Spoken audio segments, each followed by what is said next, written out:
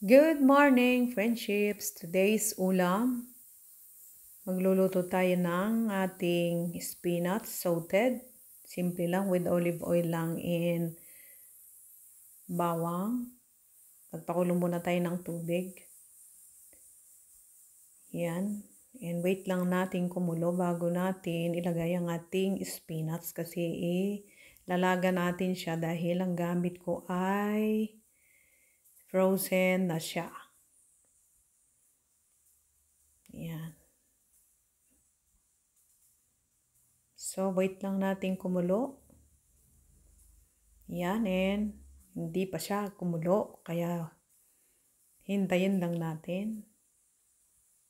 Lagyan natin ng asin. Siyempre, para magkalasa naman ang ating pakukulo ang spinach. Takpan ulit. Etong gamit ko, ito ay frozen na, nabibili. Kasi bakit frozen? Minsan kasi hindi ko naluluto agad kung fresh. Pero siyempre, mas masarap ang fresh at mas mabitamina. Kaya lang kung gusto mo talagang kumain ng spinach na hindi ka, anytime na gusto mo. Dahil hindi mo naman kasi masabi kung kailan mo maluto pag bumili ka ng fresh. Yan. Ito kasing frozen anytime, pwede mo lang lutuin. Ilagay na natin, pinakulo. Hintayin nating matunaw ang kanyang cubes kasi siyempre siya ay frozen talaga. Talagang direct from galing talaga ng freezer kaya kailangan nating tunawin yan. Kita nyo naman, halos natunaw na. Pag ganyan, matuna siya. Nalaga na rin ang spinach. So, ready na natin ang pan with olive oil. Yan. Ano yun, kape? Painom din. Patalastas. And maglalagay ako ng chopped na onions. Kasi sa Italian, tinatanggal nila yung onion. Pag nilagay lang nila, hindi siya hinahalo talaga as in.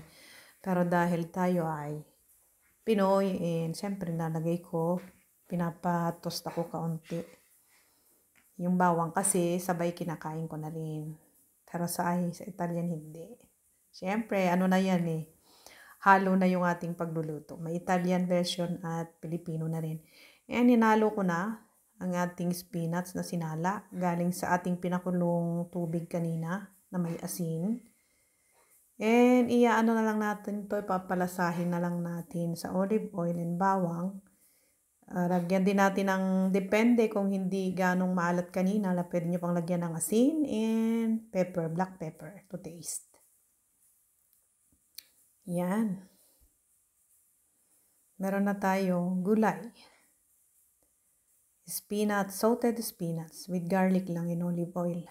Yan, ready na pag ganyan. Ito pwede siyang ikain sa bread or kanin. Depende sa gusto nyo, di ba? Siyempre, kung gusto nyong kanin or kaya naman walang kanin o bread na lang o wala ring bread, pwede rin kainin niya na ganyan. O, diba? Spinach. Popeye the Sailor Man. Ganon. Siyempre, pampalakas. Then, ready na yan. Set aside na natin. Nakikita nyo naman ang aking bawang. Hindi ko siya tinanggal. Kasi nga, tinost ko siya. As in, talagang gusto ko siyang kainin. Kasama ng spinach. Pero sa Italian nga, sabi ko, hindi yan sinasamang kainin. Pinampapalasa lang nila, then tatanggalin. Next, meron tayong sasahog, sasabay na iulam dito sa spinach. Pwede kasi kayong magsabay dito ng karne, isda, or itlog. Bawang din. Mahilig tayo sa chop na bawang. Frozen din to. Ito ay fish fillet na ready na siya. Ito pwede siyang lutuin to na frozen din. Hindi mo na siya yung decongelare. Hindi mo na siya tutunawin. So, direct na lang. Ganyan. Nilagyan ko siya ng bawang, kamatis, olive oil. Hindi ko gaanong lutong-luto yung kamatis kasi kasabay na yan ng baluto ng ating fish fillet. Yan, ganyan lang siya. Wala na siyang boneless na siya. And pwede rin lagyan ng white wine. Ito rin ay Italian version na naman, pero dahil Pinoy tayo, yung bawang na yan ay hindi rin ganyan. Tinatanggal din nila. Tayo naman, Pilipino as in, gusto ko na may bawang, ayan, may asin, may paminta, nilagyan ko na rin to taste. And syempre, Pinoy tayo kaya yung bawang na yan, sabay natin kinakain sa ating mga nilulutong ulam yan. After 15 to 20 minutes, babalik rin natin yan. Nagkasabaw siya ng kanya kasi nga yung kamatis na nilagay natin at syempre yung tubig ng frozen na filet ay nandyan na, di ba? And it's up to you kung gaano kaalat. Pero siyempre, as usual, mas masarap yung hindi gaanong maalat. Diba? Ayan, lalagyan ko rin siya ng olives. Yan. Pwede rin buo-buo. Olives to na ready na rin. Nakapack na siya. May namibili kasing ganyan. Meron din siyang buo-buong olives, pero ito na chop siya. Yan ang meron ako. Stock. Yan. Kung bakit nyo tinatanong at mga frozen ang gamit ko kasi minsan tayo ay walang panahong mamili.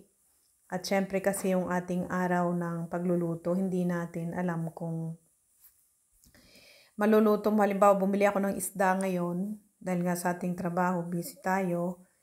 Minsan ang maluluto ko na lang ay apurahan, hindi ganito, di ba? Itlog o kaya sardinas.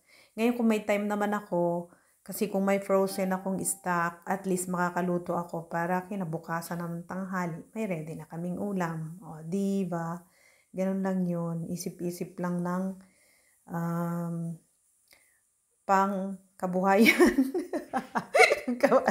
Ang ulam para naman kahit papano, hindi ka magutuman pag pagod sa trabaho. Yan. So, ready na siya, friendships. Gutom na tayo.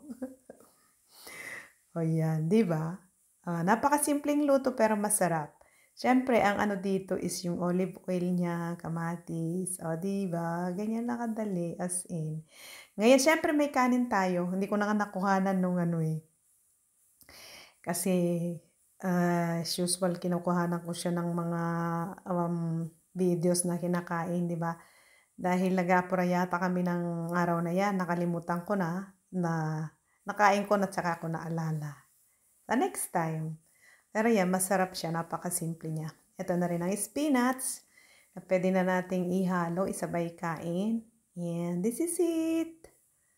So, try nyo rin at nakita nyo naman kung gaano kung niluto. Napakadali lang ng ating gulay. Salted na spinach with olive oil and garlic.